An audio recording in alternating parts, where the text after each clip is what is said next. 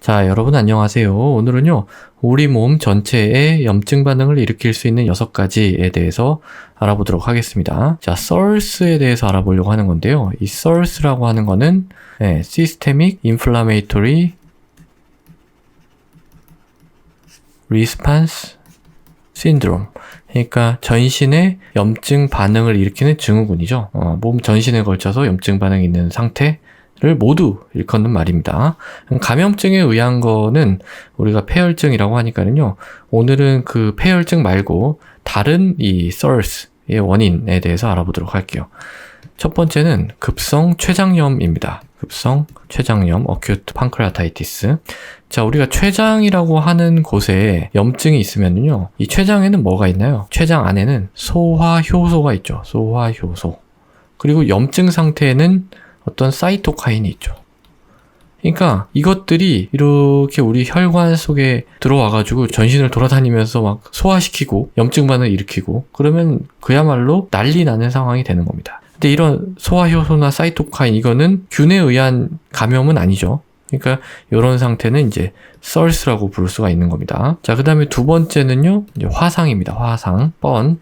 자, 이 화상의 합병증으로 이제 또 이 SIRS 전신 염증 반응이 일어날 수가 있는데요. 이거는 화상을 입은 그 부위 또는 폐에서 이 화상일 때 연기 같은 걸 들이마시잖아요. 그 폐로부터 이제 염증 반응이 시작합니다. 염증 반응이 시작한다. 근데 그게 전신으로 퍼지면 그게 이제 또 이 SIRS가 되는 거죠. 그 다음에 세 번째는 이제 외상입니다. 외상, 트라우마. 다쳤어요. 우리가 보통 외상 이렇게 다쳐서 문제가 되는 거는 보통 출혈입니다. 출혈, 피나는 거. 출혈이 계속되면 혈액이 부족해져서 이제 쇼크를 일으키게 되는 건데요.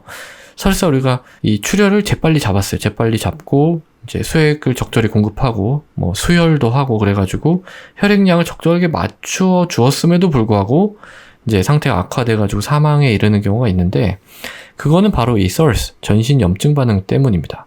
그럼 이 외상에서 왜 이 SIRS가 오느냐? 한 3가지 정도로 설명을 하는데요. 첫 번째, 이 외상이라고 하는 거는 다쳐서 조직이 손상된 거죠.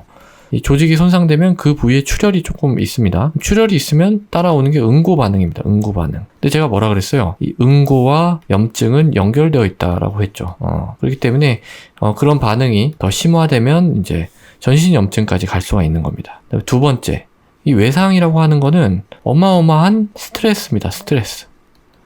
우리 몸이 스트레스를 받게 되면 그 스트레스에 대한 반응을 해요. 반응은 어디서 일어나냐면 신경계, 그리고 내분비계. 내분비계라고 하는 거는 이제 호르몬을 얘기를 하는 거예요. 그래서 이걸 이제 우리가 뭐라고 하냐면 뉴로엔도크라인 리스판스 이렇게 얘기를 합니다. 요런 반응이 또 염증이랑 연결이 되어 있다라는 게 하나가 있고, 그 다음에 세 번째는 이 외상을 입으면 그 조직에 이제 관류가 저하되는 경우가 있거든요. 잘 피가 안 가는 경우.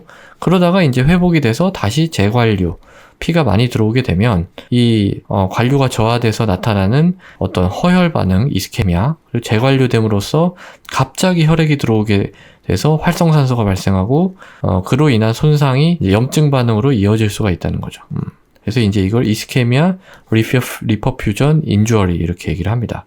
그래서 그런 기전으로 이 외상에 의해서도 출혈 때문이 아니라 염증 반응 때문에 문제가 되는 경우가 있습니다. 그 다음에 네 번째는요, 부족하니까 지우고 할게요. 네 번째는 각종 색전증입니다. 색전증. 색전증이라고 하는 거는 혈관에 작은 이런 피딱지가 돌아다니면서 작은 혈관을 막는 거죠. 이렇게 작은 가지 혈관을 막는 겁니다. 그러면은 이 조직, 이런 조직은 관리를 못 받을 거 아니에요. 그러면은 거기서 또 염증 물질이 많아지면서 그게 전신으로 퍼지게 돼서 SIRS를 일으킬 수 있는 부분이 있고요. 아니면은 이 물질, 이제 돌아다니는 이 색전한 물질, 이 물질 자체가 특성이 이제 염증 반응을 어마어마하게 뿌리고 다니는 그런 측면이 있을 수도 있어요. 그래서 뭐 여러 가지 색전증이 또 이 SIRS와 관련이 있는데, 공기 색전증, 정맥으로 공기가 너무 많이 주입이 된 거죠. 적은 양이 주입이 되면 이제 폐혈관에서 자체적으로 처리가 되는데 어떤 한도를 넘어가게 되면 그게 이제 폐혈관을 막고 또 2차적인 염증 반응이 시작될 수 있는 그런 공기 색전증이 있고요. 또 지방색전증도 있습니다. fat embolism. 그러니까 뼈가 풀어지면 요 뼈 안에는 지방이 있거든요. 그 지방이 혈액 중으로 유입이 되죠. 그럼 이 지방세포는 또 그 자체로서 염증 반응을 일으키고 걔가 막아서 조직이 또 피를 못 받으면 그게 또 염증 반응을 일으키고 그런 게 있고, 또 양수색전증이라는 게 있습니다. 양수색전증. 그러니까 그 태아가 둥둥 떠 있는 그 양수를 얘기하는 거예요. 근데 그 양수에 포함된 어떤 물질이 이 엄마의 혈액으로 들어간 겁니다. 어떤 경로를 통해서. 근데 이 엄마 혈액이 그거에 어마어마한 염증 반응을 일으키게 돼서 이제 혈압이 떨어지고 위급한 상황이 되는 그런 경우죠. 그래서 각종 색전증이 어떤 염증 반응과 관련이 있을 수가 있습니다. 그 다음에 5번째는요, 심장 마비 후 증후군이라는 게 있습니다. 그러니까 우리가 심장이 멎으면 CPR이라는 걸 하죠. CPR.